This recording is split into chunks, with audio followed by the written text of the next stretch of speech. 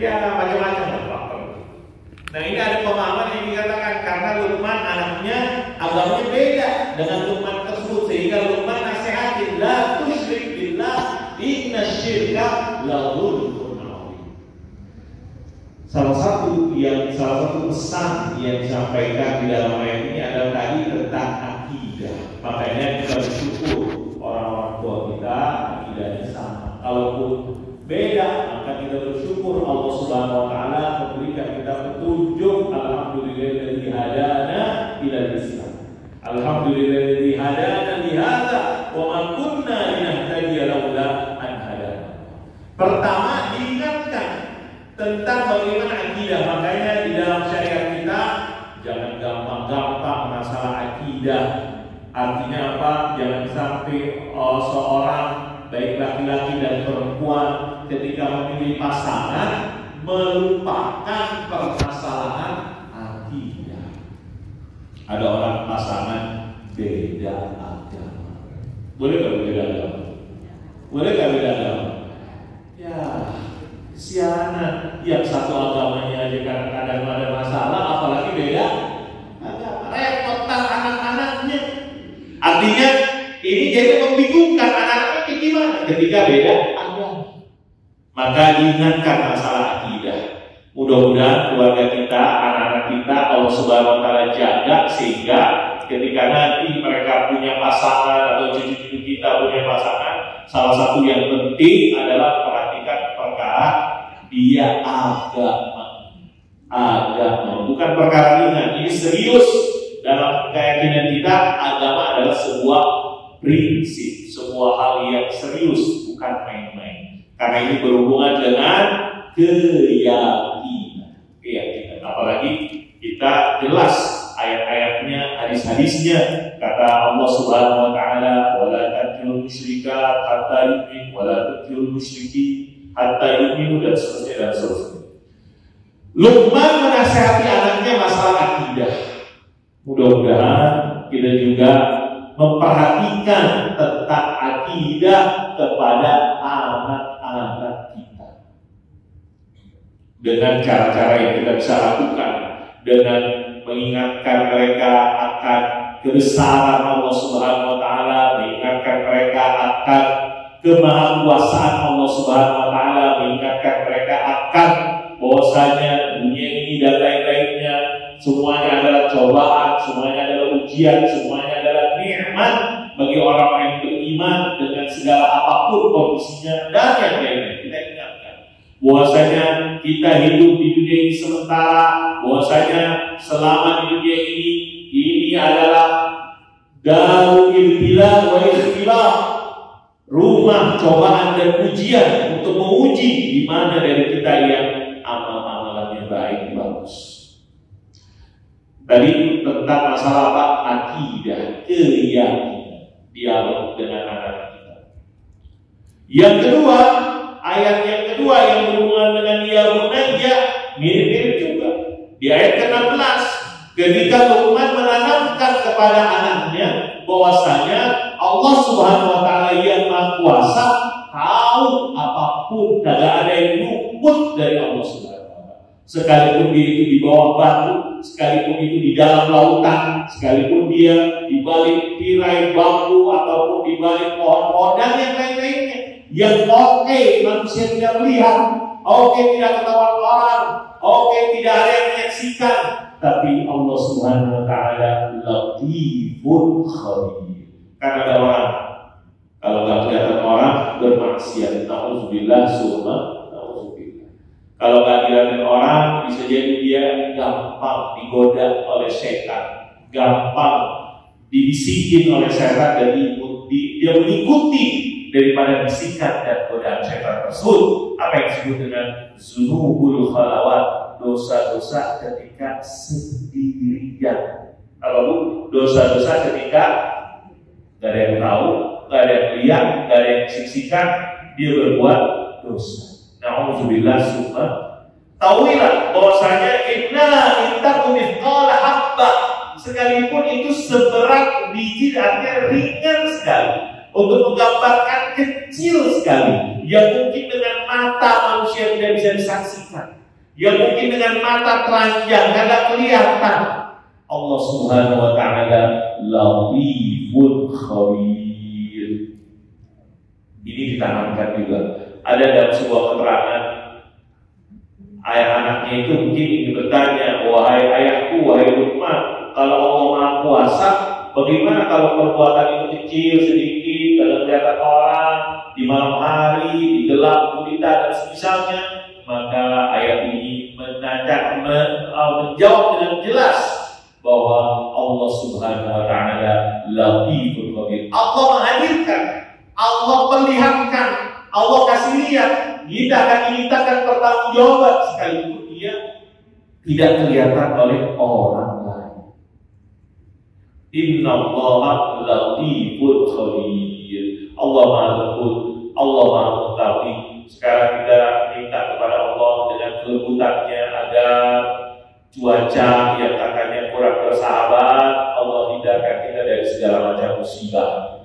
Hujan kemarin ada video viral gitu kan, apa namanya, Selat Sunda penyeberangan Bakauhuni, ya kan?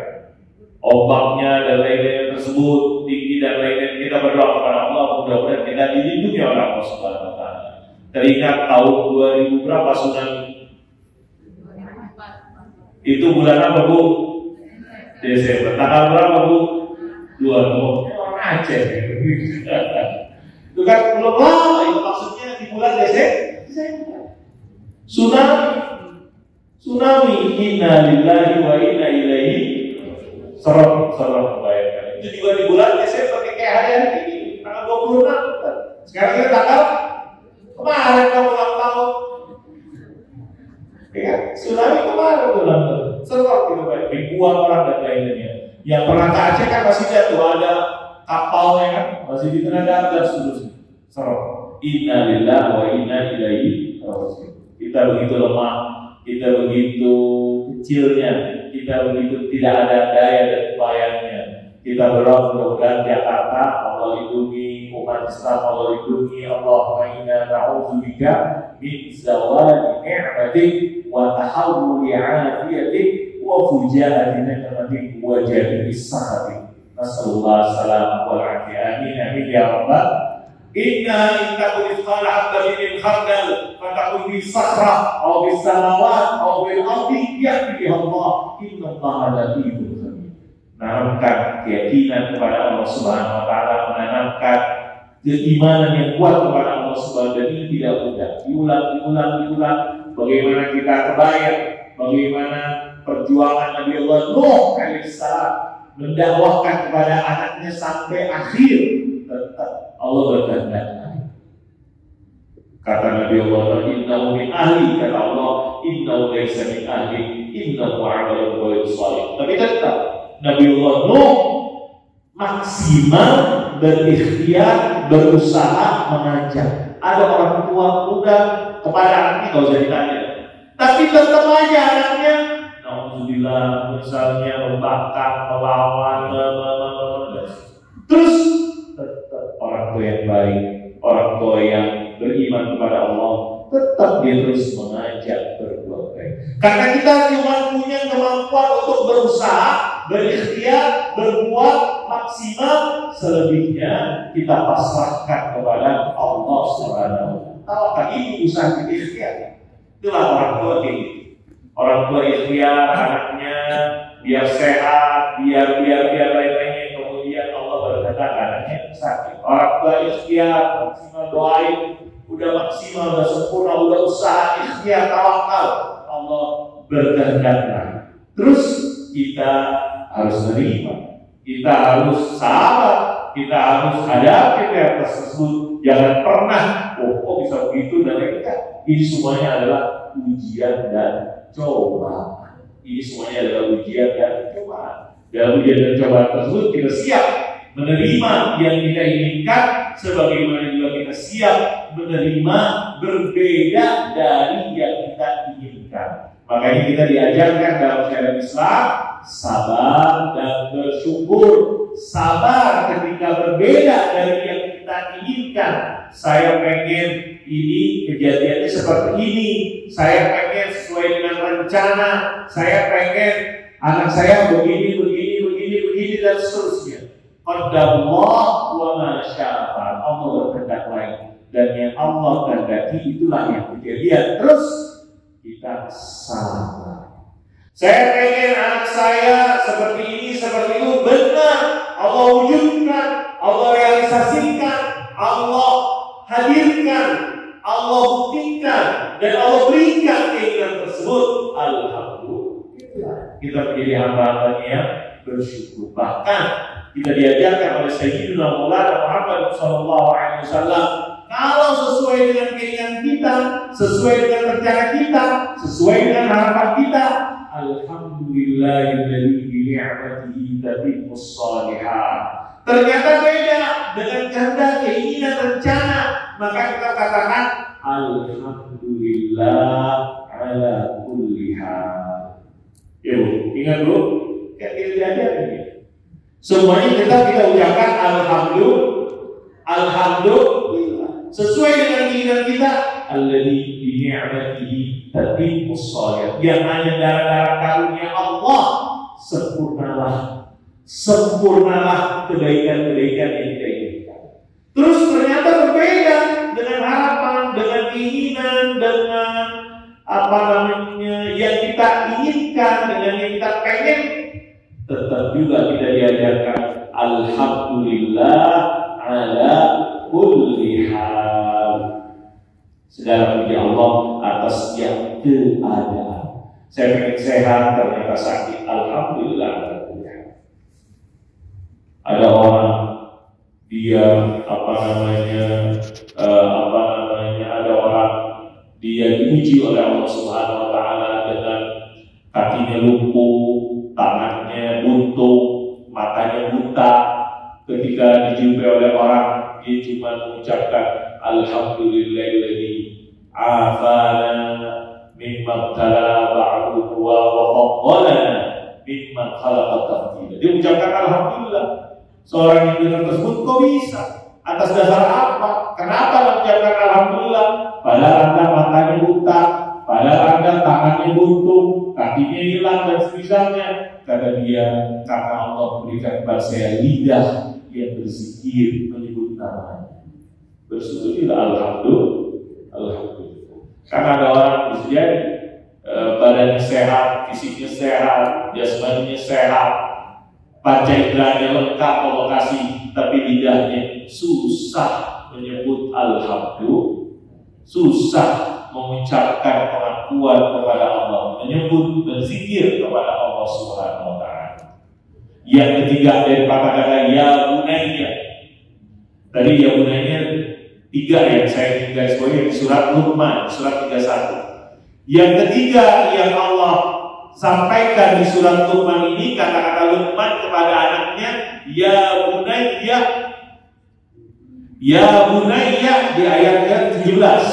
Ya bunayya aqimis shalah wa'mur bil ma'ruf wanha 'anil munkar wasbir 'ala ma asabak inna dzalika min 'azmil umur. Di surat Luqman ini surat favorit biasanya untuk menggambarkan hubungan orang tua dengan anak. Biasanya kalau misalnya disuruh dengan orang tua pada bunyi biasanya surat Luqman karena menggambarkan orang tua begitu sayang. Tapi ketika berbakti kepada kedua orang tua, ya kita berdoa mudah-mudahan anak kita menjadi orang-orang yang berbakti.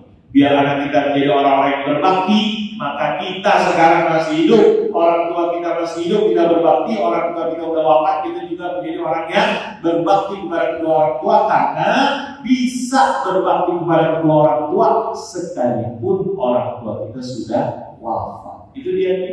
Ketika ada seorang bertanya kepada Rasulullah SAW, hal baqiya min birri abawayya syai'un abarruhuma li ba'dihima. Wahai Rasulullah, adakah kesempatan saya berbakti kepada kedua orang tua setelah orang tua saya wafat?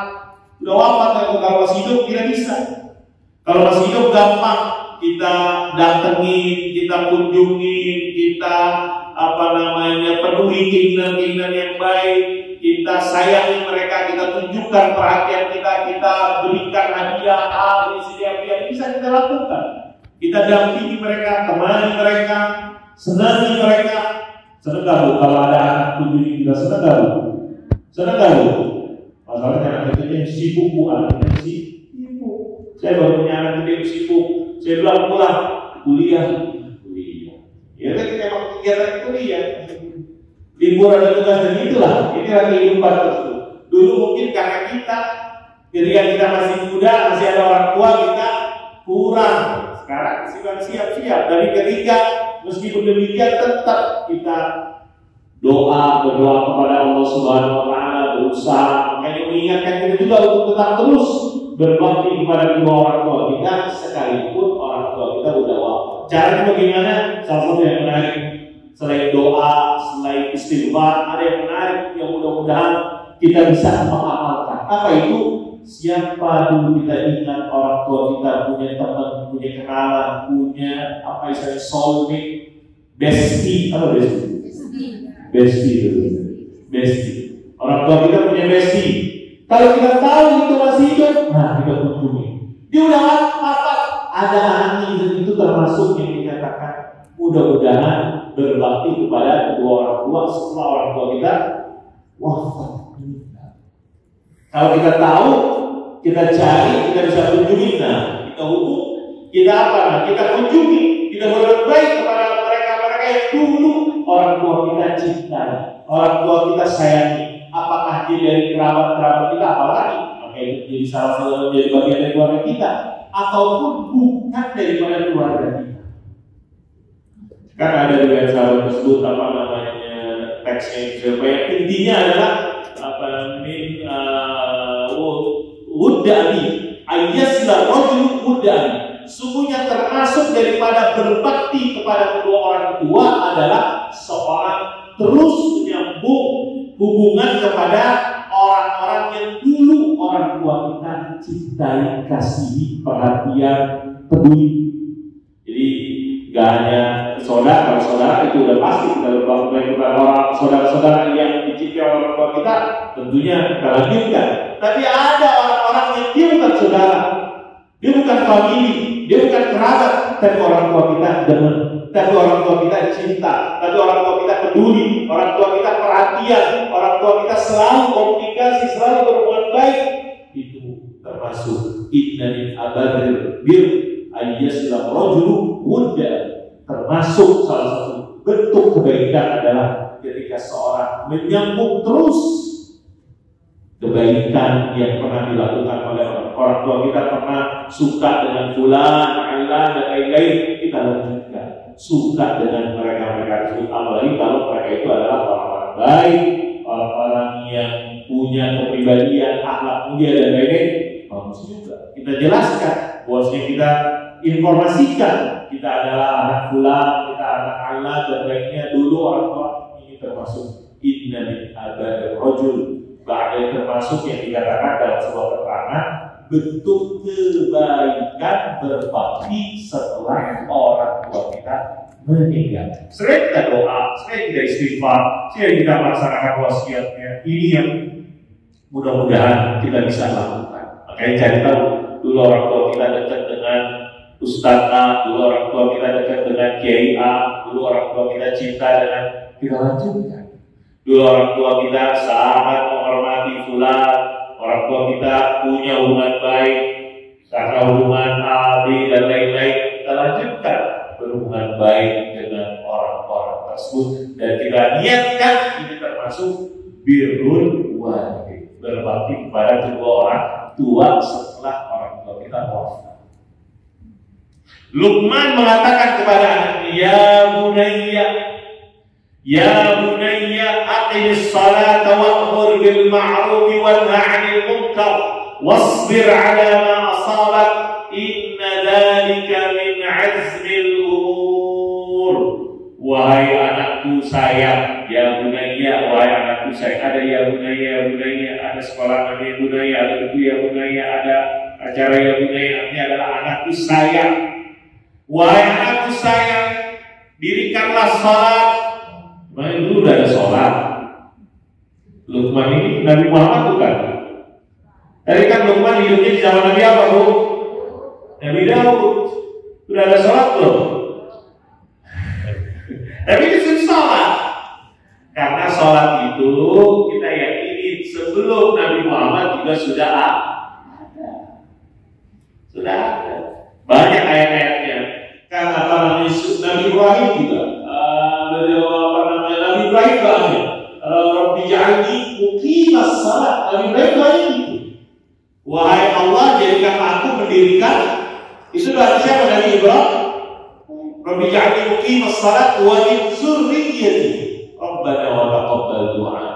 Doa-doanya Nabi Ibrahim termasuk dirikan sholat. Kita memahami bahwasanya sholat adalah salah satu syariat yang Allah syariatkan kepada umat nabi-nabi, kepada umatnya, kepada umat Islam. Sebagaimana kita meyakini umat Islam bukan hanya umat Nabi Muhammad, Nabi Ibrahim Islam, Nabi Musa Islam, Nabi Isa Islam. Karena apa? Inna dina indallahi Islam. Wa arina manasikana wa tub alaina waj'alna muslimin lak wa min dzurriyyatina ummatan muslimatan lak. Nabi Ibrahim doanya juga bagaimana kita jadi orang-orang yang muslim. Karena agama Islam kita meyakini adalah agama yang di sisi Allah Subhanahu wa taala dan adalah agama yang Allah turunkan kepada umat manusia. Apakah nabinya dahulu, nabi-nabi terdahulu sebelum Nabi Muhammad, apalagi setelah umatnya ataupun setelah Nabi Muhammad, karena kita adalah umat Nabi Muhammad terang-terangan. Jelas-jelas kita adalah umatnya Nabi Muhammad SAW yang agama Islam muslimin wal muslimat. Aqimis shalah, dirikanlah sholat. Sholat itu juga adalah bentuk ibadah yang Allah syariatkan berlaku kepada umat terdahulu dan kepada umat Nabi Muhammad SAW. Luqman ingatin, ya bunayya aqimis shalat. Nabi Muhammad SAW dalam hadisnya mengingatkan kepada orang tua, berapa tahun anak kita disuruh orang tua suruh sholat usia berapa tahun, Bu? Kalau hadisnya sebutin usia 7 tahun. Sekarang kita sebelumnya juga kita udah ingatkan, tapi mungkin belum disuruh. Suruhnya mungkin setelah umur 7 tahun. Sekarang boleh. Boleh nggak kalau kita sebelum 7 tahun kita ingatkan? Apalagi kita contohkan, boleh. Kenapa? Mudah-mudahan dengan itu dia menjadi orang-orang yang cinta sholat, gemar beribadah sholat, gemar hadir ke masjid. Karena kalau ada orang-orang yang sudah tua, yang sudah lanjut, yang sudah dewasa, yang bukan anak kecil lagi, kemudian dia masih berat sholat, masih susah melakukan sholat, mungkin aja bisa jadi dulu tidak disuruh untuk melakukan sholat. Tidak pernah disuruh, tidak pernah diingatkan, akhirnya terbiasa. Kita ingatkan, kita ajak, muru auladakum bis-shalati li-sab'in. Nabi Muhammad mengatakan, suruhlah anakmu untuk sholat kalau usianya 7 tahun, wadribu 'alaihi bi'ashrin, pukul kalau udah usianya 10 tahun. Ini perhatian. Sebagaimana Nabi Muhammad mengingatkan kepada kita, hamba-hamba Allah umatnya, Luqman juga nasihatin. Luqman siapa? Jauh sebelum Nabi Muhammad SAW. Bagaimana kita menjadi agama orang yang baik, orang yang beriman, berakidah yang baik kepada Allah Subhanahu wa taala? Perhatikan bagaimana ibadah ritual yang utamanya sholat. Luqman ingatkan, ya bunayya aqimis shalah. Wahai anakku sayang, jangan lupa sholat, jangan lupa dirikan sholat, jangan lupa beribadah kepada Allah. Terus apa lagi? Hubungan baik kepada orang. Wa'mur bil ma'ruf wa nahy 'anil munkar. Ajak kepada kebaikan, hindari kepada keburukan. Dakwah sosial, hubungan sosial yang baik. Kemudian yang tak kalah pentingnya nasihatnya, wasbir 'ala ma asabak, wasbir 'ala ma asabak. Apa bu? Wasbir ala ma'asobat, sabar atas apa yang menimpa, yang kau derita. Ada kita mungkin punya anak sakit, selain kita doakan, kita bilang juga kepada anak kita, sabar ya nak, atas apa yang kau hadapi. Mungkin anak kita kadang sakit, tapi ternyata ketika ada salah satu kegiatan, salah satu tes, seleksi, ujian atau apa, Allah Subhanahu Wa Taala belum memenuhi keinginannya, kita juga bilang sabar. Wasbir ala ma asab. Karena kalau nggak sabar, apa yang terjadi? Dunia itu kalau nggak syukur dan sabar, kan ini gitu. Kalau nggak syukur kita sabar. Kalau nggak syukur dan sabar, kita jadi apa? Saya bilang kalau nggak syukur, orang jadinya sombong. Ngerti nggak?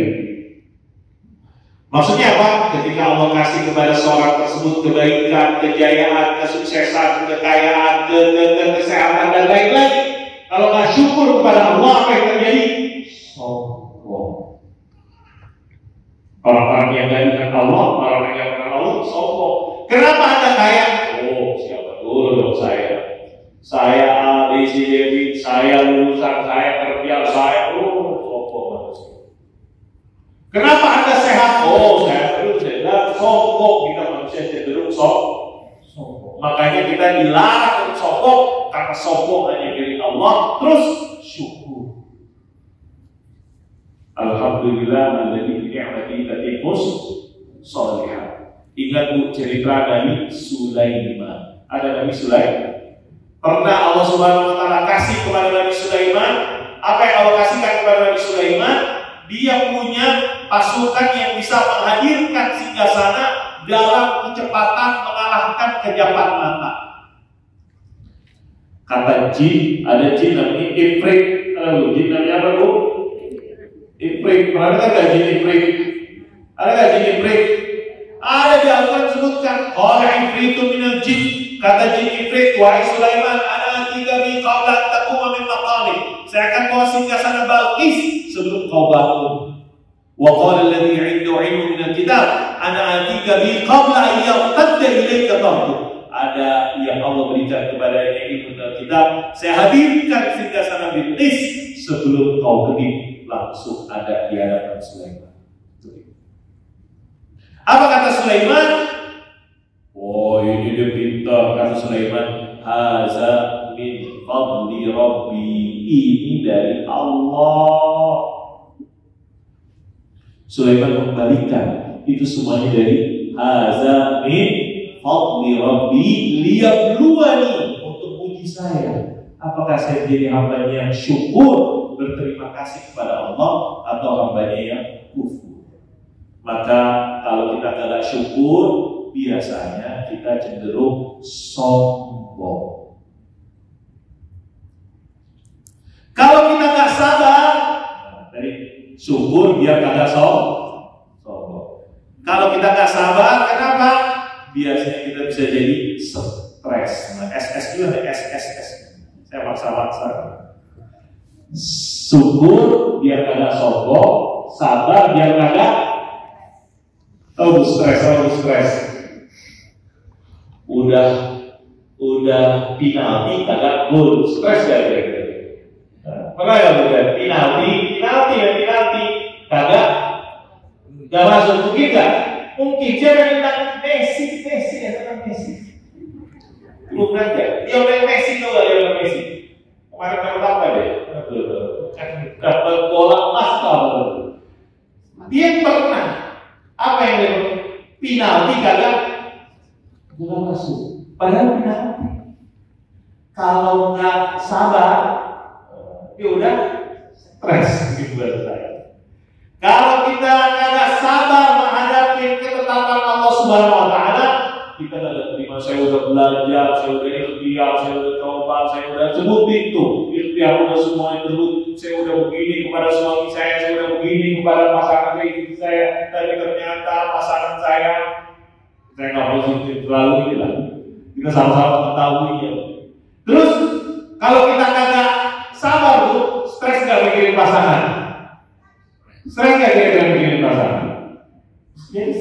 Ada orang-orang yang kagak salah, ada pasangan ternyata berbeda dengan kenyataannya, ternyata berbeda dengan harapannya, ternyata beda dengan macam-macam. Maka Nabi Muhammad SAW mengingatkan, ajaban li'amril mu'min inna kulla amrin khair in asabathu sarra syakar fakana khairun lahu wa in asabathu dharra sabar fakana khairun lahu. Luqman ingetin anaknya, ya bunayya aqim shalat wa amur bil ma'ruf wa nahy anil munkar wasbir 'ala ma asabak inna dzalika min 'azmil umur. Terakhir boleh, masih soalnya zuhurnya masih, ada zuhur. Sebelum waktu zuhurnya tersebut, disebutkan terakhir bagaimana, kenapa kita perlu birrul walidain, kenapa pentingnya birrul walidain tersebut. Ibu sekalian, kenapa kita perlu birrul walidain? Ini yang pentingnya birrul walidain tersebut yang perlu kita ingatkan dalam diri kita, keutamaan dalam diri kita tersebut. Kenapa birrul walidain tersebut? Maka dalam birrul walidain tersebut, kalau tadi bagaimana perhatian orang tua kepada anak-anaknya, kemudian berbicara tentang birrul walidain, pentingnya birrul walidain yang pertama, karena dengan birrul walidain kita berbakti kepada kedua orang tua kita, sungguhnya itu adalah bentuk ketaatan kepada Allah dan ketaatan kepada Rasulullah SAW. Kan sering kita ingatkan, seorang sahabat nanya kepada Nabi, ya Rasulullah, amalan apa yang baik? Salah satunya adalah berbakti kepada kedua orang, birrul, taat kepada Allah dan Rasul. Kenapa birrul walidain juga, Bapak Ibu sekalian? Karena mudah-mudahan dengan kita berbakti kepada kedua orang tua kita, menghantarkan kita ke surganya Allah Subhanahu wa Ta'ala, mengantarkan kita kepada surganya Allah Subhanahu wa Ta'ala. Ada cerita siapa yang disebutkan Uwais Al-Qarni. Siapa beliau? Tidak pernah ketemu Nabi, hidup di zaman Nabi tapi tidak pernah berjumpa dengan Nabi Muhammad SAW. Seorang yang alim tidak dikatakan dia seorang yang alim, seorang yang kaya tidak dikatakan dia seorang yang kaya, seorang yang dermawan tidak dikatakan dalam riwayat seorang yang dermawan. Yang paling bisa maka ada seorang yang dia dikatakan berbakti kepada orang tua. Dan saking dia berbakti kepada orang tuanya, Nabi berpesan kepada sahabat-sahabat yang mulia, kalau ketemu orang Nabi Westcott, minta doa.